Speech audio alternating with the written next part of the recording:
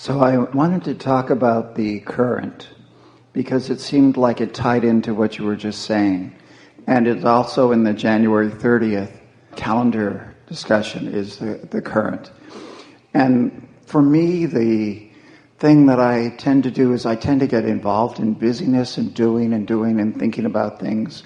And even as I was taking notes while listening to you, I noticed how my mental processes tend to take me away from feeling the current. Give us more detail about what you mean by the current. Well, once upon a time, months ago, when I was meditating, I could just feel afterwards, in the process of it, toward the end of it, like my whole field was lit up. There was this lighting up of my auric field, and it just felt absolutely alive and wonderful. That's what it feels like when all the circuits are open, when the resistance is gone, or less, and you're allowing more of the juice from who you really are, from your vortex, from who you really are, to flow.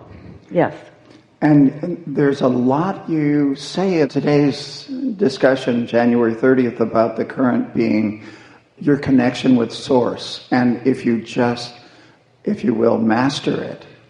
You know, it's interesting because that current is always flowing to you.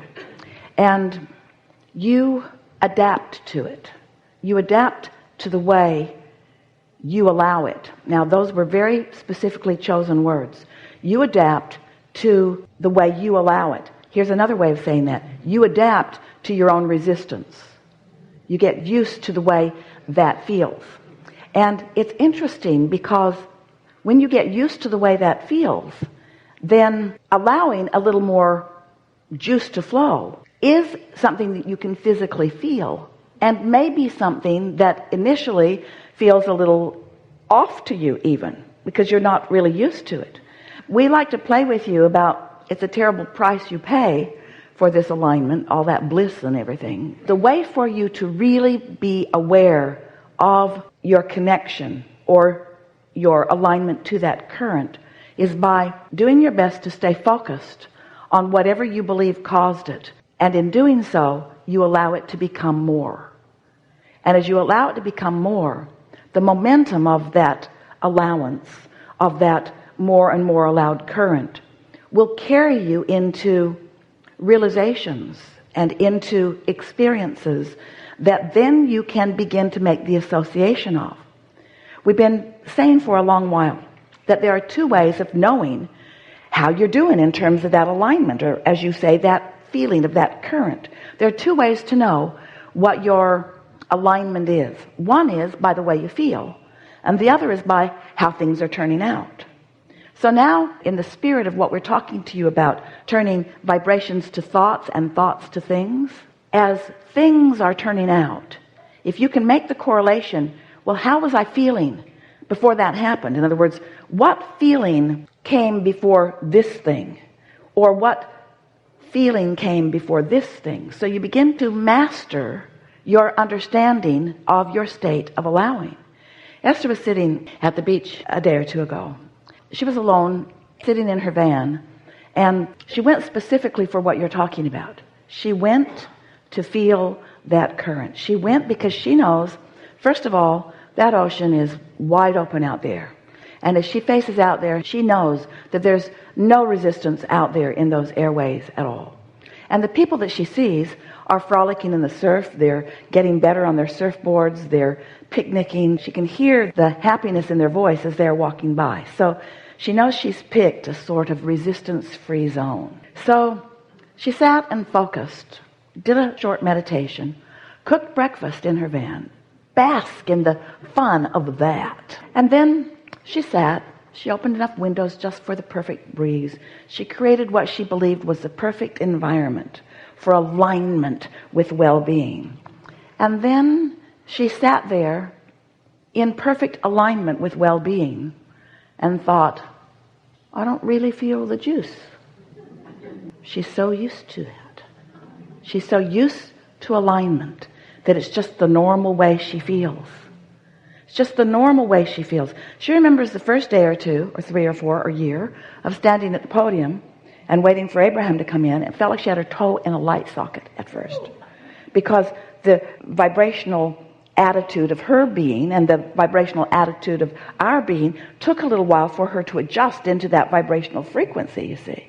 And so one day we were talking with a woman in a setting like this, and we were wanting to help her get her juices flowing a little bit. She was bored with life and disappointed with all things, and she wasn't having any of us either. And so we were wanting to suggest things to her that might get her juices flowing just a little bit. So we suggested something, and she said, "Oh, I've already got that." And we suggested something else, and she said, "Oh, I've already got that." And it became evident that what she meant by desire, the feeling of really getting those juices flowing, was that angst or contrast between not having it and wanting it. And there are a lot of people that's the current that they're looking for. They're looking for that sort of edge. And there is something delicious about that edge. Don't you love to sit down to a wonderful meal when you're really hungry? And if you just ate 5 minutes ago, don't you feel different about the wonderful meal that is before you? If there's some hunger or if there's some asking, then the receiving is so much more delicious. And so that's what we are encouraging you, because we can feel that you know how to get into alignment, you know how to meditate, you know how to raise your frequencies, you do it all the time. You know how to feel good. We want you to realize that being tuned in, tapped in, turned on sometimes feels like ecstasy. Sometimes it feels like love. Sometimes it feels like appreciation. Sometimes it feels like passion. Sometimes it feels like true interest in something. Sometimes it's a feeling of utter fascination. Sometimes it's a feeling of utter well-being, like floating in a sea of contentment and well-being. In other words, the feeling of alignment, that feeling of being tuned in, has everything to do with everything that's going on with you around it. Do you see what we're getting at? And that's why we talk so much about step 1, ask, step 2, source answers, step 3, you allow, and now we're talking about step 4, which is the mastery of that, getting so good at feeling alignment that you can get there really easily. And then step 5, maybe the most important step of all, no longer be mad at yourself if you're back in step 1. In other words, an acceptance that contrast is necessary for the focusing. That contrast is necessary for the feeling. That contrast is necessary for the molding of the clay. You really do want an ability to reason. You just want to be so much more in the attitude of well-being than in the attitude of pessimism. You just want to lean easily into feelings of appreciation rather than feelings of criticism. You just want to have control of the direction of your thought. And it's our promise to you that the natural processes, the natural laws, the natural momentum of law of attraction will carry you into those stronger and stronger feelings.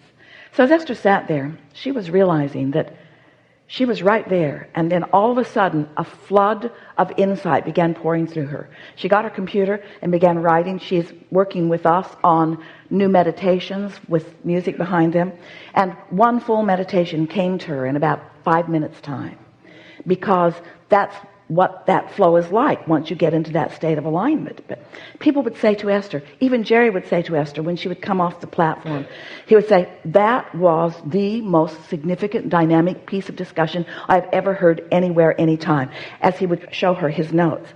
And he would say, "How did it seem to you?" And Esther said, "It was sort of like talking about what we were going to have for lunch." Because Esther doesn't have that feeling of amazement, because she's not pitting it against or applying it against anything else. You see what we're getting at? That's the beauty of being here in your physical format.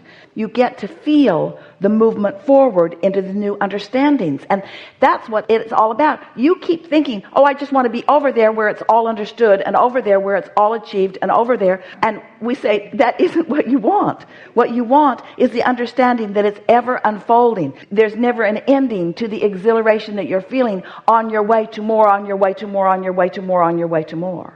So what I wanted to say about things is, it seems like the universe is just always sending all this flow, energy, current. Non-stop. And my personality, let's call it that, is like always in a state of resistance. And as I become more tuned to it, I let a little bit more in, and a little bit more in, and a little bit more. That's a good description of almost everyone, until eventually you get hooked on allowing. You get hooked on that feeling. It's like allowing yourself to be the realizer of the beauty of that surf.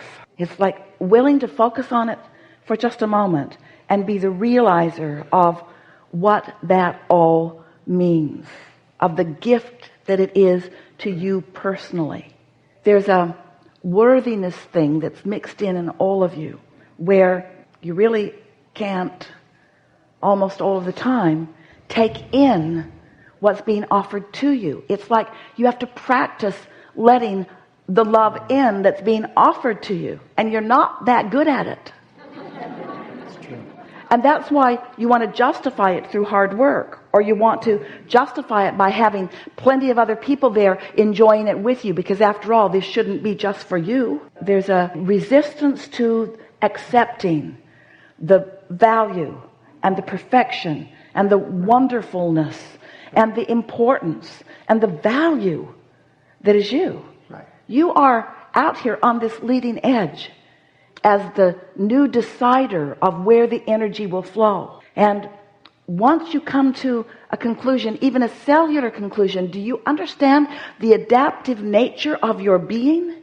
Do you have any sense of the longevity of your species and the adaptive nature of your being and the understanding of source and the readiness of source to express to you whatever is necessary for the balance that you are seeking? But if you sit in that resistant place of not liking yourself, or not letting in because you're mad at somebody else, or not letting the new in because you're so fixated on what's already here, oh, it's so delicious. Once you catch the vision of this, once you get it that you are a creator, and once you get it that you're vibration, and once you get it that what you want matters, and once that desire occurs to you and you feel it and you know for sure, oh, now I felt it, it's a done deal.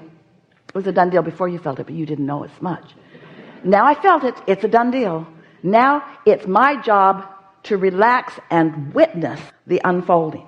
Not the grind it into place, not the hammer it into place, not the making it happen, not the effort in it, not the justifying it or defending it, not the tongue hanging out, working all day, all day, all day. The witnessing of the universe's ability to orchestrate and organize circumstances and events for the benefit of you, you worthy being. But you got to talk yourself into that worthiness. That's where most of the work lies.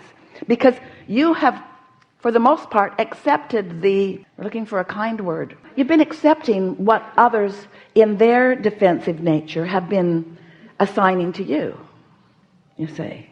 And so it's only someone who's tuned in, tapped in, turned on who can feel about you the way Source really feels about you. And so you just want to stop looking for love in all the wrong places and look for it where it really is. Look for it where it is. So one more thing on the personality part. I notice sometimes that when I'm willing to appreciate parts of me that are perhaps outside my personality, that the personality isn't dominating and controlling everything that's happening to me. It's like there's a bigger piece of me that's going through day-to-day world, through life, and wonderful things are beginning to happen from that perspective. And I kind of let go of the personality knowing what's going to happen next, or knowing how good it might be. Well, it's a nice thing. When that desire hatched and you realized it, that was realizing something. When that idea came, it wasn't something that you looked at. It was something that you interpreted. It was something that you received. It was something that you formulated. It was something that you conceived of. It wasn't something that you witnessed. It was something that you allowed yourself to know without seeing it. If you've come here and you just want to know how to get more money, this conversation might seem like the long, hard road to get there. But it isn't. It's the shortcut. In fact, it's the only way to get there.